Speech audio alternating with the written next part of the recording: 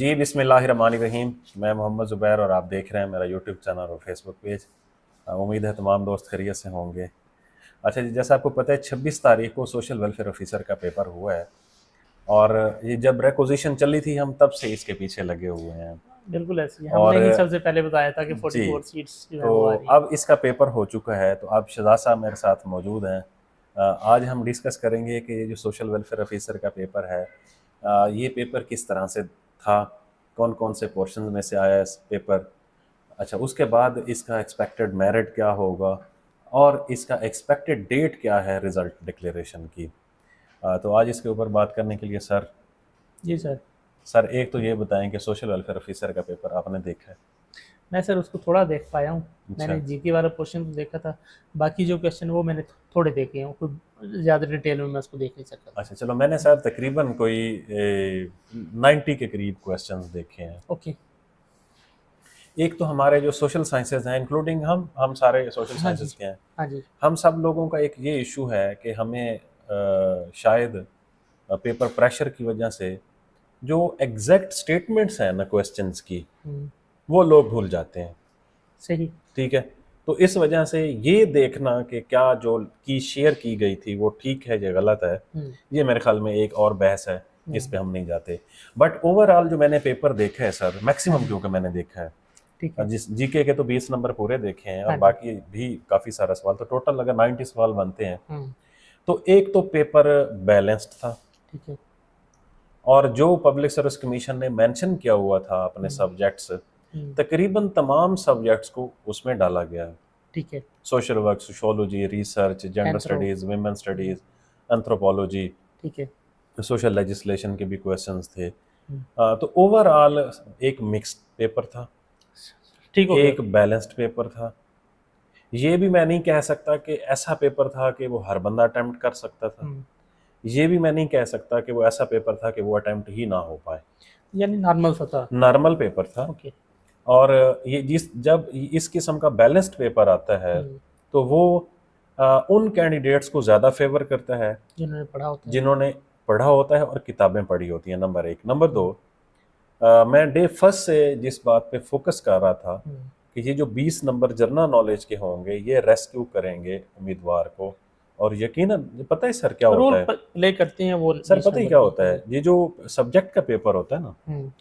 अ, हमारा पढ़ने का या यूनिवर्सिटी के अंदर पढ़ाने के जो स्टाइल है वो बड़े मुख्तलिफ हैं। ऐसे ही। और जो पेपर आता है वो वन लाइनर पेपर होता है, ऐसे ही है। वन लाइनर क्वेश्चन होता आपकी है। 6 सफ़ों की थ्योरी में से वो एक लाइन में से आपको ये क्वेश्चन वन मिलेगा। लाइनर क्वेश्चन होता है, ठीक है। तो इसलिए ये थोड़ा सा हमें लगता है कि ये मुश्किल होगा।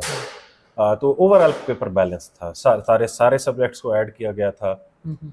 पेपर जो है वो कुछ उसमें टेक्निकल चीज़ें भी शामिल थी, कुछ बहुत आसान चीज़ें भी शामिल थी।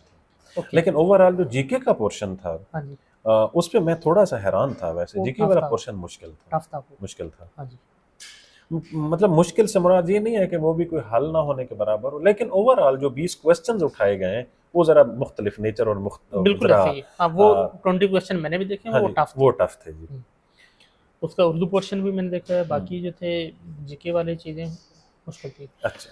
तो अच्छा, अब हम इसके आते हैं मेरिट की तरफ। हम्म, कितना किसका मेरिट एक्सपेक्टेड होगा? अच्छा सर, इसका जो प्रीवियस, पहले तो मैं आपको पिछली दफ़ा का मेरिट हम्म। बताऊं।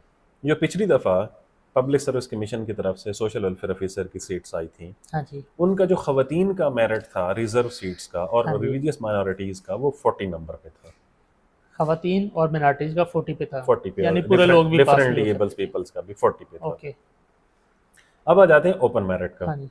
पिछली दफ़ा ओपन मेरिट था 48.57 या 75 था या 50 था। मीन 48.50 या 48.75 बिलो के थे। 50 था ना। बिलो 50 था। हम्म। तो अगर हम इससे इस पेपर को उस पेपर से कंपेयर करें हम्म। तो ये पेपर मुश्किल था। ठीक है। पिछले साल वाला पेपर बकदरे इस पेपर के आसान पेपर था। ठीक है। अच्छा, अब हम चलते हैं कि पिछली दफ़ा कितने कैंडिडेट्स थे। पिछली दफ़ा मतलब मोर और लेस 4,000 के करीब, सीट्स। और सीट्स इससे थोड़ी सी ज़्यादा थी। सही। लेकिन 4,000 उम्मीदवार थे, इस दफ़ा 3,000 उम्मीदवार थे। हम्म। ठीक है। तो क्योंकि जब आप डाटा कनेक्ट कर रहे होते हैं ना सर, ये असेस करने सारी के चीज़ें लिए हाँ जी तो ये देखना सारी पड़ता चीज़ें देखनी पड़ती हैं। तो अब मैं आता हूँ कि इसका मेरिट कितना होगा। जी। मैं ज़ाती तौर पर जो कि इस पेपर को देख चुका हूँ, हम्म, मैं पढ़ाता भी रहा हूँ अपने हम्म। स्टूडेंट्स को। और आपको ये भी एहसास है कि जो लोग पेपर देने जाते हैं जी। वो किस तैयारी के साथ जाते हैं। हाँ जी, तो मेरी ज़ाती रीडिंग जो है इस हाँ जी। पेपर को देखने के बाद, हम्म, मुझे लगता है कि वो लोग जो ओपन मेरिट की मैं बात कर रहा हूँ, हाँ जी। ओपन मेरिट वाले वो लोग जो मतलब 50 से 55 के दरमियान हैं, जिन्हें लगता है कि उनके 50 से 55 के दरमियान नंबर हैं, वो फुल्ली सिक्योर होंगे। सही। और सही। जो रिजर्व सीट्स हैं उनका तकरीबन मोर और लेस पिछली दफ़ा वाला मेरिट रहेगा।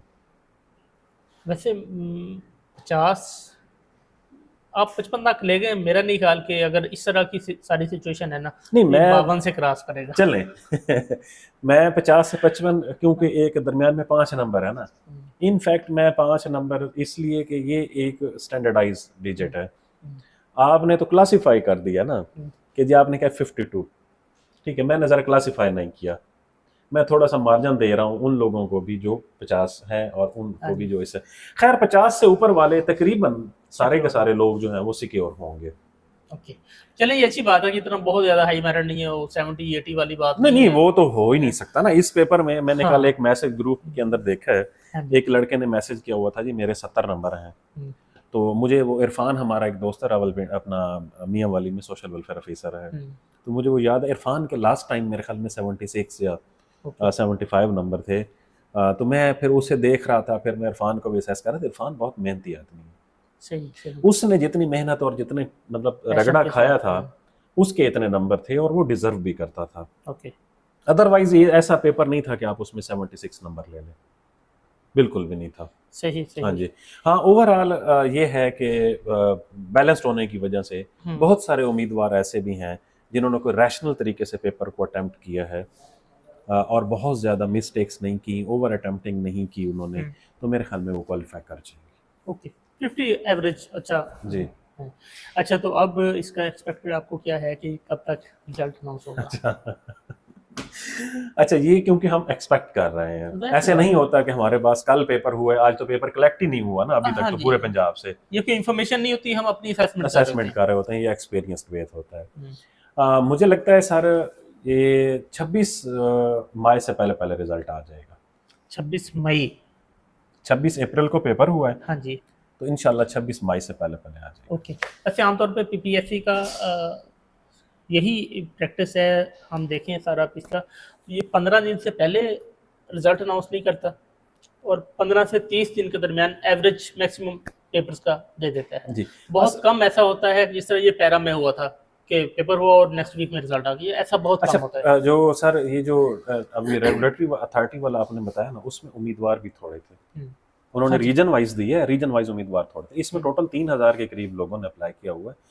अगर एक एक एक 100-150 लोग नहीं अपीयर होंगे, तो 3000 लोगों के रिजल्ट को कंपाइल करने में पहले तो पेपर कलेक्ट होने हैं ना, फिर रिजल्ट कंपाइल करना, फिर उसकी अप्रूवल लेना, फिर उसको पब्लिश वैसी करना, बात है। हाँ जी। 1 महीना लग जाएगा। फाइल वर्क में टाइम लग हाँ जाता है। जी, तो 1 महीने तक इसका रिजल्ट आ जाएगा हम्म, इंशाल्लाह।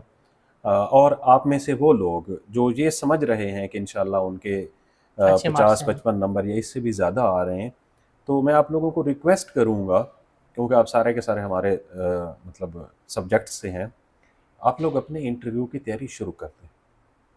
दूसरे पेपर्स की तैयारी साथ साथ जारी रखें, लेकिन ये एक आप लोगों के पास चेक या बोनस है, ऐसे ही है। ठीक है। हम्म, आप अपनी जेब में ब्लैंक चेक लेके फिर रहे हैं ग्रेड 17 की जॉब का, तो इसमें जिस बंदे ने भी इंटरव्यू में थोड़ा सा अच्छा परफॉर्म किया वो निकल जाए, क्योंकि रिटर्न में तो बहुत मार्जिन नहीं होगा, बहुत ज़्यादा मार्जिन नहीं होना। हाँ जी। रिटर्न बहुत क्लोज होंगे सारे लोगों के, और फिर आपका जो मैटर करता है वो इंटरव्यू करता है। Interview marks. और इंटरव्यू जिस बंदे ने भी अच्छे तरीके से दे दिया तो इंशाल्लाह वो क्वालिफाई कर जाएगा। सर 44 सीट्स, हाँ, ह्यूज नंबर ऑफ सीट्स। ऐसे ही है। ऐसे ही है। और सोशल वेलफेयर की अच्छी बात ये है कि जब भी सीट्स आती हैं ना, अच्छी खासी आती ऐसी हैसियत है। हैं, कभी 80 आती हैं, कभी 50, कभी 40, इस तरह से ना।